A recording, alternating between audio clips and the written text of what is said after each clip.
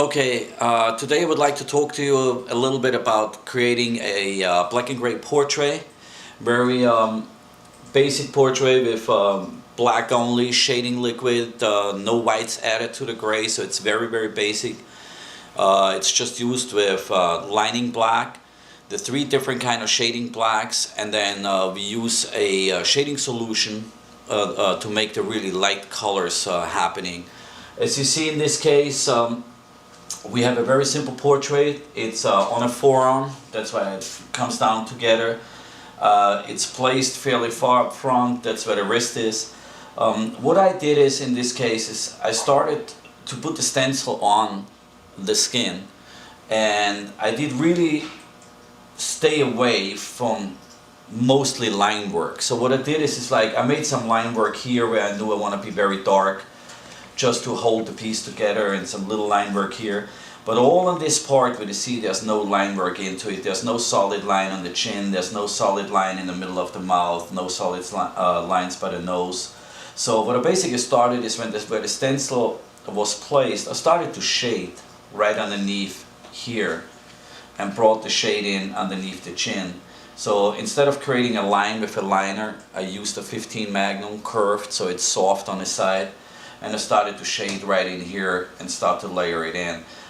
If you do it very soft and surfacey, and you can use almost a lining black to lay the first shade in, but make sure that you think about almost like you take a feather and touch somebody's skin. You don't want to wake him up, but you want to make sure that he moves a little bit and you laugh about it. So if you keep that in mind, that's really how I shaded underneath here. So it's like I come in, I put the shade in, and go soft here, do the same effect here, which creates this jawline without a sharp edge. As soon as you use a line underneath here, a solid one, what's gonna happen is your tattoo is absolutely gonna look like a cartoon. I mean, it's just what it is. Every cartoon has sharps line in it and a shading. It doesn't matter what you do, it's never gonna look real anymore. If you want to get some good reference, look at Mike DeVries' work, Mike Damas's work, or Tom Ramshaw, or Bob Terrell. They're using no lines at all. If they use line works, they use it afterwards when the tattoo is done to create the sharpness of the piece. I did the same effect here. I used the lining black. You see the change in here. That's where I started dipping back and forth between the medium gray, shading gray, and the lining black. And I created that shade in here. It's a little darker one right in here. It goes through here and it goes through here. How I worked this, I worked my way up from the bottom this way, and I worked it up almost like a copy machine. Think about it's like you have a laser printer and it will go back and forth this way. So I wouldn't go and just start a little bit here in black and a little bit here and a little bit here. I focused on this area and I came up this way. I finished everything I worked on all the time. So you would almost see a stencil from up here going up, and down here you would see a jawline done and finished in the tattoo.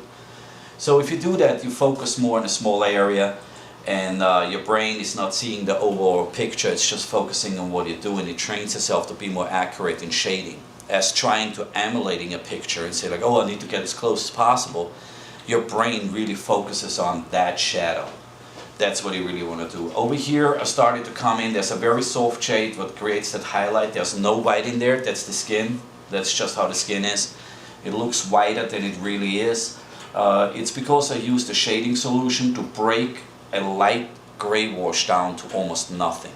And what it does is like it creates this perfect soft blend into the light spot. I did the same thing coming from the other side. I came from this side where it's darker. I created the medium shading gray, went into a light wash, and then from the light wash I needed to have this soft, really soft blend right here, and that's achieved with the shading solution in a perfect way because it's clear. So if you use a clear shading solution, what happens is you just have to even use a little color on the needle and you still get a soft blend, and that's basically what it does here. Keep in mind that you should stay very surfacey. If the tattoo bleeds, it's very bad. It's like it pushes the color out, it pushes the pigment out, you know, it looks reddish, you can't see the light shades in the skin. So you're better off being very surfacey, work it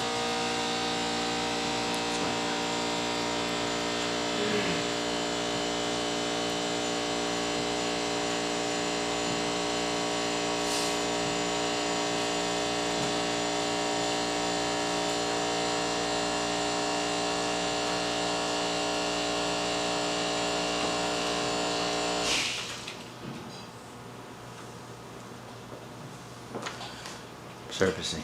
You're better off using it very, very surfacey. First of all, you're not irritating the skin too much. Second of all, you maybe have a second chance if the shadow doesn't look correct. So sometimes we have to cheat. We only have one chance. In this one, you maybe have two. If you're really smart, maybe you have three. So it's a huge advantage for a tattoo artist to master that surface tattooing, and then basically look at it and say, like, I like that shadow where it sits. Now I like support it with all the other shading. So, you know, don't be afraid to go too soft. Sometimes it's better to be too soft than too deep. You know, in this case. Same way up here. I come up here. To create that hair effect, what I do is I take a 15 Magnum, I turn it sideways, so if it's like this, I put it up, and then I start lining it this way. I love to use round 15 curves because it gives me a chance to go in with the needle and come back out with the needle. So if you see a surface like this on the needle, that's the skin. What I like to do is I like to come in and bring it in like almost like this. So it gives me a chance that it's softer here, and then I rotate it this way and it comes out this way. So if the skin is still here, I would pull it back out in this way. That's the motion, the motion what I do. It's really important to do it to get an effect where it comes in. There's no definite start of a line. You don't want to create a hairline and have, a lot of people do this, and then you do this, and the biggest part where you see is that dot. It's a huge no-no if you do this with every single, sometimes in the skin it bleeds out and it goes like this. Then you have like some great effects here, you know. If you don't want to like connect dots, then it's not really cool, you know. So try to do it, learn this. It's very simple technique, works great. If you do it, the skin is getting very, very fine line. It's a single needle. If you have your Magnum stacked, it's going like this. You have two lines at a clip, so you can do hairlines at the same time and then just shade over it very soft, and you get that effect like here, and little spiky hair what comes out here. I always use some form of back shading. Again, I use I start out here with maybe a medium gray, medium wash, and then break it down to the skin to create that highlight right around the face area. A person who did this very well, Stefan from France, you know, check him out. He does some great stuff. He has those effects. He uses them all over the place, you know. You never can do too much research on any tattoo artist out there.